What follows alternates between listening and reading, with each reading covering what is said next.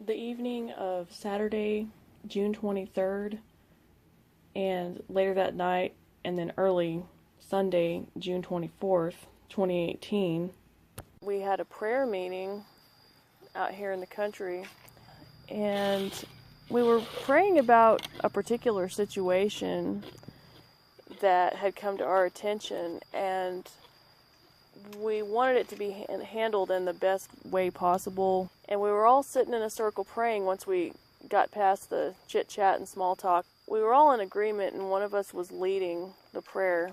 And I started to have, I guess a vision. My eyes were closed, and sort of a picture came into my mind.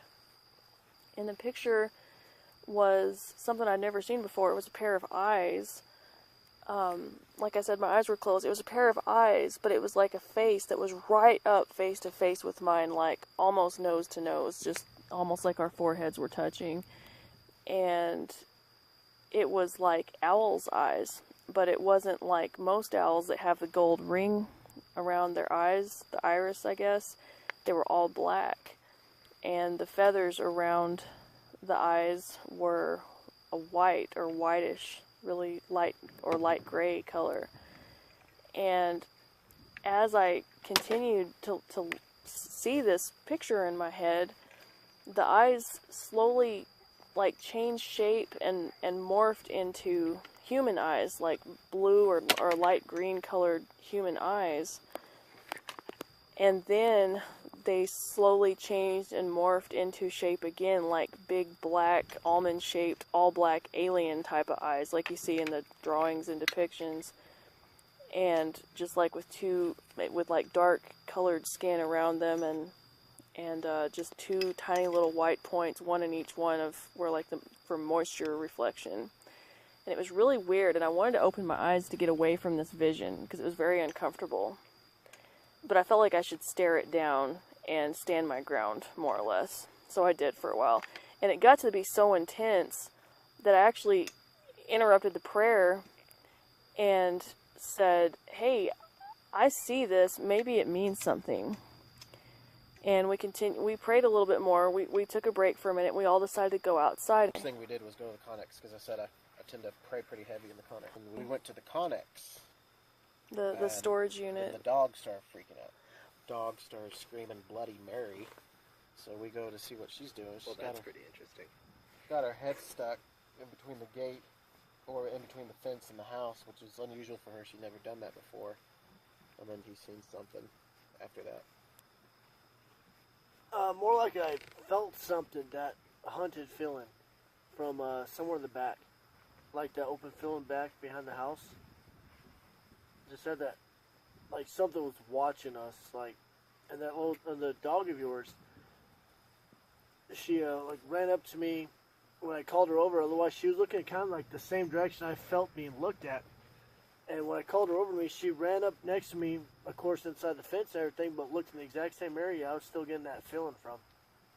And you could kind of pinpoint. I remember I went over there to check where you were, and you're like, it's something in this field back here, and there's a field that goes back, stretches out behind the house. Yeah. Kind of looking at, not the neighbor directly behind this house, but kind of to the north. I guess the next neighbor up. And I remember we asked, because it's like the dog was trying to get away from something, and very scared, and she'd never done that before, so we went to go check back there. And you had asked, is there anything particular about the neighbors over there in that house? And you had said, what did you say about that neighbor? Pedophile. They're a pedophile. And so that was really interesting, because this was all, again, on June 24th, which was a few nights after the solstice, which may or may not be relevant. We'll get to that in a little bit. But we were over there in the storage shed, and I guess we came back out after that. We started to kind of all get on guard at this point. And I think that's when we came and sat in the yard again, in the chairs, the yard chairs and stuff. We were all sitting out here in a circle, and we could all, each of us could see a different direction. And so that's how we all saw these different things, the helicopter, the dark figure, whatever. There's like heaviness in the air, like a smoke or fog. It's slight, but you could see it like in the reflections of the stars and the helicopters passing by. And we noticed this haze in the air. In fact, he even asked, "What is that haze in the air?" And I said, "It's probably just dust, because but there wasn't a lot of wind that day, and there were 2 helicopters, one in the southeast and one in the north, flying around. It was on a Saturday night. You could see the beams. You could the see the lights. beams from their searchlights, and that's what prompted him to ask, "What's in the air that would do this?" That's when we started feeling like it was a little bit colder than normal, I'm sure, but nobody really actually thought about it.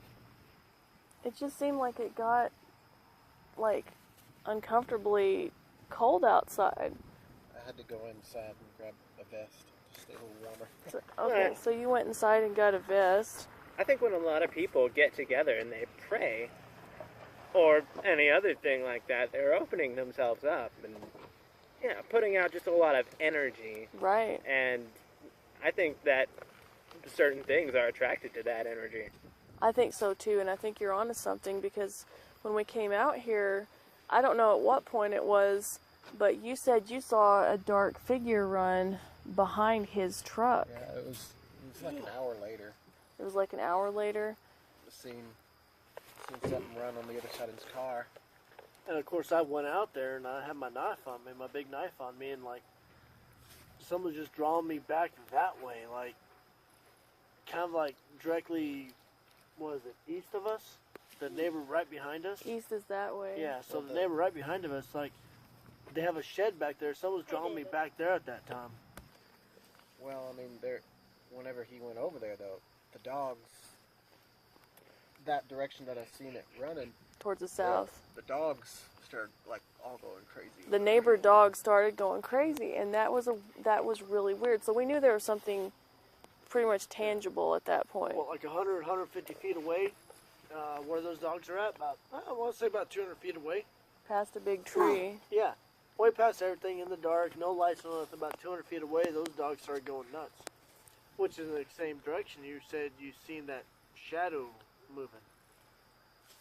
And I looked out here in the daylight, and if it was like a person, they could run or crawl along over there and be unseen in the dark almost. I mean, and so I remember after that, we came back,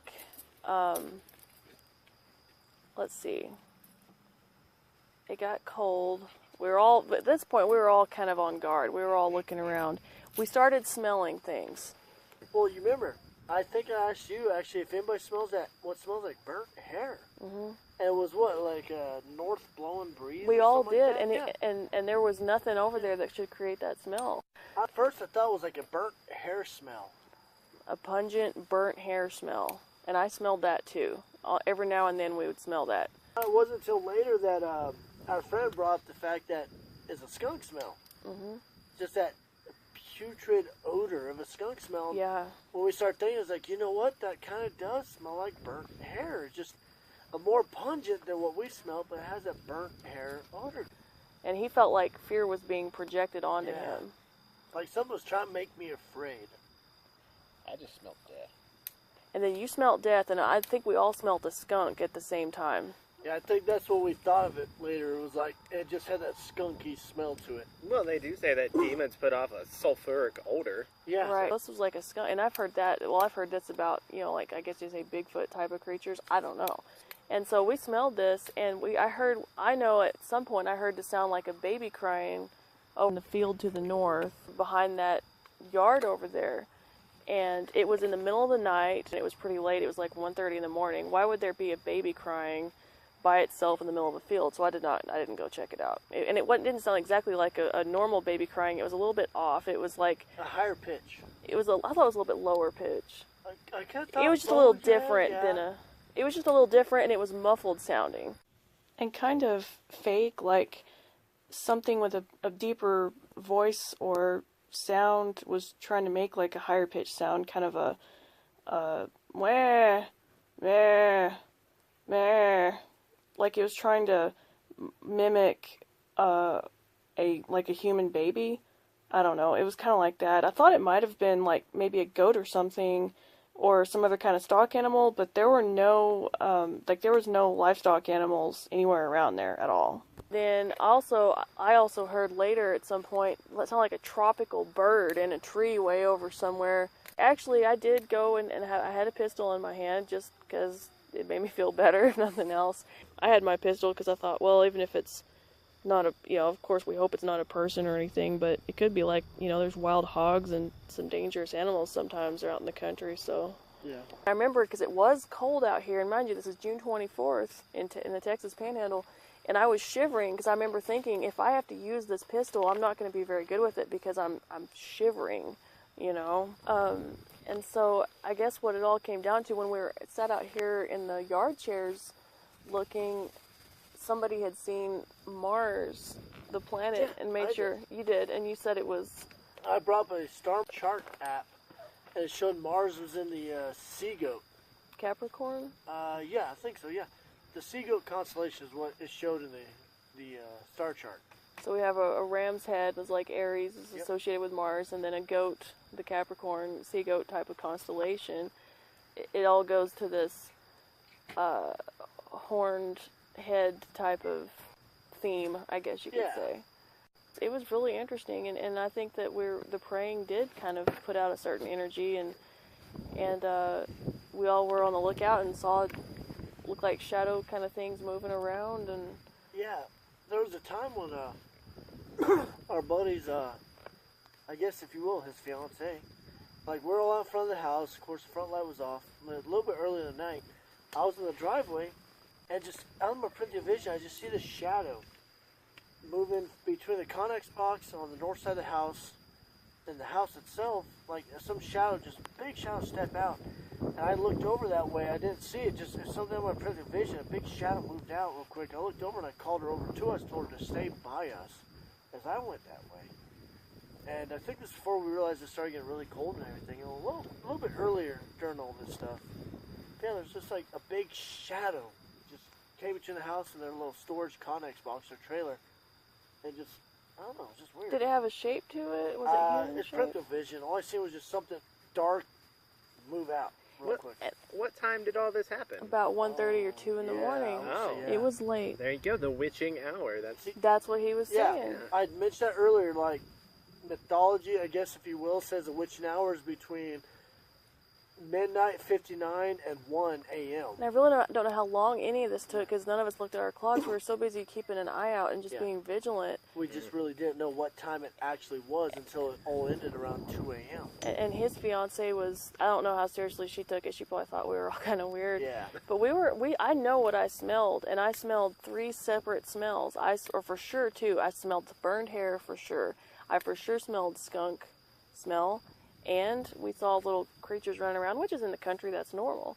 And then he smelled the death smell, which to me, I probably put all that together. But I know I smelled these things. I know I heard the sounds of the baby crying, and the tropical bird thing, and I know the dogs barked. And every time I felt a feeling like something was a certain direction, I'd put my attention in that direction, and I kid you not, a few seconds later, dogs in that area, whichever way it was, northwest, south, they would start barking and going crazy like something was over there. Every time we would try to continue praying about this particular situation, there was it had to do with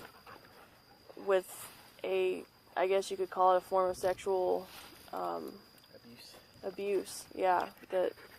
Yeah, and definitely if, like, somebody's over there diddling kids and stuff, they're definitely putting out a lot of negative energy that's going to attract that kind of thing as well. Not just them, but their mindset, their ways. No, their victim, too. Yeah. The victim's putting out that painful energy, so it's like negative upon negative. Energy. Yes. So negative upon negative is like, if you will, double negative, just really bad energy. And also, I mean, those kinds of people, you'll find that kind of thing around them, and that's, sometimes what can cause that behavior. Yeah. Or bring those temptations and thoughts about. We had the theme that we saw with the planet Mars and the constellation that it was in, and the thing we were praying about and the solstice. And I remember specifically the word Jezebel had come up in discussion about a type of way things were being handled. And Jezebel was known in the Bible as this sort of evil queen that worshipped the Baal in the Old Testament, and the Baal, and so that it's what you're the one that said that was always represented as a satyr, like a horned goat man hybrid mix thing. And I know in the Bible that the word satyr just means covered in hair. It could be either, but it's a very interesting thing that it'd be on the solstice when this thing was traditionally worshipped. Technically, the day itself wasn't the solstice. It was a few days after. 3 days after, which was actually a huge pagan demonic holiday, ritualizing sex with demons and conjuration of demons. Okay.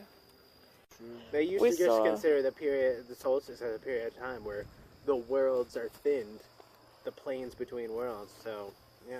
I've heard that. What's that? I think there's something like that. In Yeah. Odinism, that particular day that this all happened, it was Freya's day. Okay.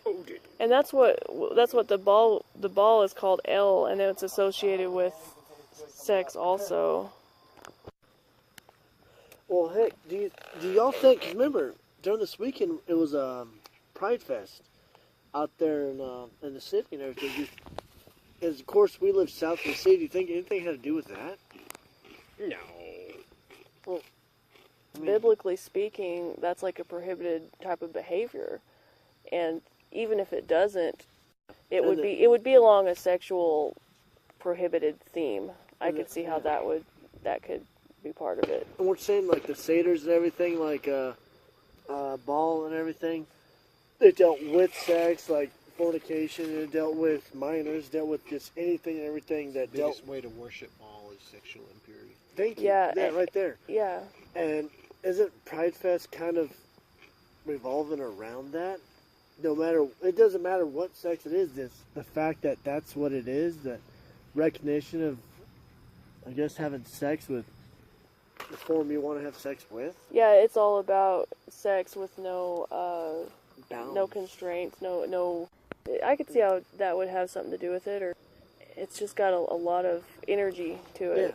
Yeah. Of course, they're going about it like it's okay and everything. And so I know that we came out, and whenever we were done praying, the air cleared up. You could see the stars. There was no more haze in the air, no more dust. You already talked about the drums, right? And I forgot about the drums. We need to talk about that. You had been playing some really peaceful, like worship music, kind of, relaxing worship music. And I always had a feeling, I happened to have my drum in the car because I had done praise and worship at church earlier that day at the Bible study.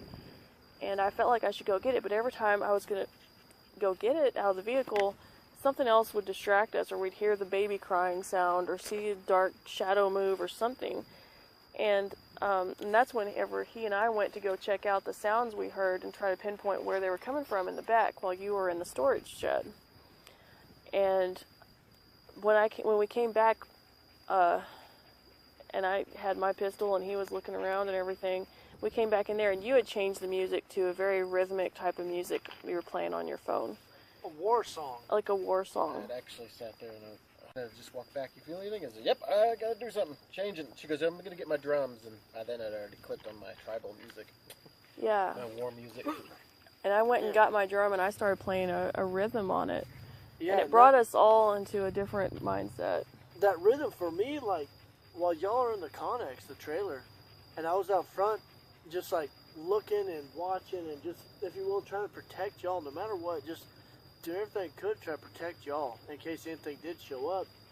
That music y'all are playing, the drums you were playing, just like, to me, gave me this like, warlike, I don't want to say power, I really don't, but like, it basically like pumped me up, ready for war. Yeah, just energy. energy, a war energy. Like I'm ready to take on whatever's coming at me. And I remember you put out a vibe like you felt like it was threatening. I felt like something was after me. Yeah, something was after something with us, yeah.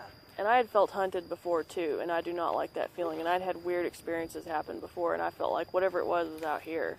Well, the interesting part is after the music was played, there was just like a peace. Like you could hear the crickets again. Clear skies. The skies were like clear, like super clear. You could see like the fog out that direction, like it moved on that way, and towards town. yeah, Yeah, the north. and then like there was just a peace, like everything all at once just stopped. It was very peaceful after that, and I didn't feel the hunt. And the thing was, each of us had something happen that we had never had happen before. I saw the eyes, and I'd never seen a vision like that ever, right up face to face with. I thought it was a reference to me for some reason. I don't. Oh, because of the owl Yeah, type of the thing. owl and like the spirit animal.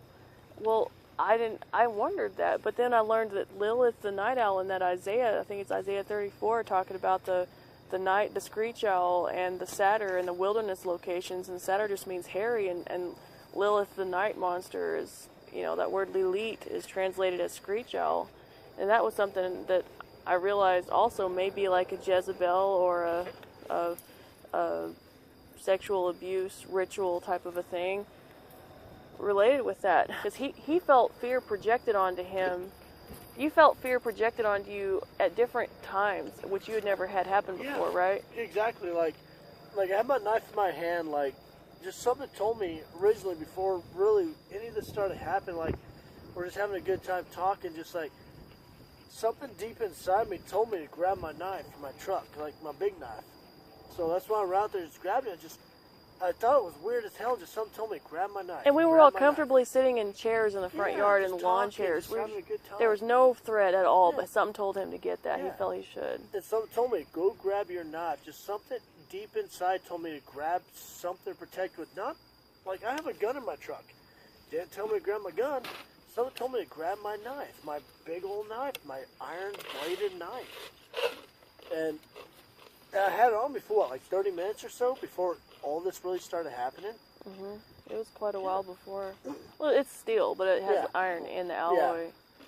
But yeah, just something just like, and I've never had that feeling before. Like, I've had that feeling of being hunted and being followed, being tracked before, but whatever this was gave me this feeling like something tried to, if you will, project fear onto me, like to the point my hand was shaking bad.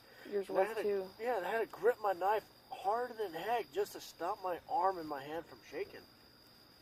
And so that's what happened to you that had never happened to Yeah. you before. I saw these eyes that I had never seen before, and you heard something you had never heard before when you were praying in there while we were out searching, checking the perimeter. What you heard was the Native American, and that's something we didn't cover yet. Was it that it said to you again? Native American, and then it waited, and Called you out. like Yeah. because I was like, you guys were like, do you hear anything? I said, Native American. And then I sat there and kept listening, and it said, what have you allowed in your house? Well, you are Native American, majority Native American, right? And I was just like, well, that's definitely not God's voice. Yeah, did you say it was like a very angry, evil Very- sounding voice? It wasn't evil, it was very angry. And it was like a voice you felt or heard or both. I heard. Kind of like when you listen in the spirit. Yeah. But it was just very odd. It was. The whole night was odd. The whole night was very odd. And I've heard that there's things that happen around, like a bubble of days around certain times of the year, certain, I guess, holidays, if you will, or, astronomical events like the solstice. And that's why it was very important that I feel like we prayed. But every time we tried to pray about this, I guess, Jezebel thing, entity, that's when something strange would happen or interrupt us. And that's where we started putting together all these things working together as a very real type of a situation. And I felt it. I was shaking too. I refused to be left alone because I we just all stayed together, all kept Yeah. ourselves in view at every time, at every point. Yeah, like no matter what, at least two people is always in view of one person. So no matter what, like when I walked down the side of the house, you were at the corner of the house while old friend here, the homeowner, was at basically in front of the house. Like no matter what, all three of us at least had eyes on one other person while one person had eyes on both people. I remember one time I was standing over in the driveway and I was looking at every direction, and I'd turn at random. Like I would start face this way, and then like half a second later I'd turn around, and I had my pistol, but it was down at my side. But I just keep my eyes open because I mean, if there's people out here or somebody meaning something bad, or Don't forget those red reflections of like what looked to be maybe eyes, but some sort of reflections off in the field to the west of the house. down in the grass area, down low. In the deep grass, yeah. Yeah. And the shadows that seemed to move across the field. Yeah, I think and this is the weird thing, and I'm sure I did not imagine this, but I saw I guess like a smoke monster, for lack of a better word, now that I think about it, but it was like vertical, and it was probably, the top of it was 25, 30 feet above the ground, and it hung down 7 or 8 feet in kind of an S shape, like a swirling cloud, and just a reddish brown, and just like kind of dissipated towards the south. Over in the west is where I saw it, and it was just very strange. I don't think it was a trick of the light. I don't think it was my eyes or fatigue or anything explainable. It was just like it evaporated. I don't know. I don't think it was fatigue because all of us was pretty wide awake during the whole Yeah, night. that's true. We were very wide awake. I don't know what it was. I think it's all like a head type of thing, moving. So what I took away from this was just that when you're praying, it does put out a certain energy, and good or bad things come around sometimes. So thank y'all for doing this. Yeah, no problem.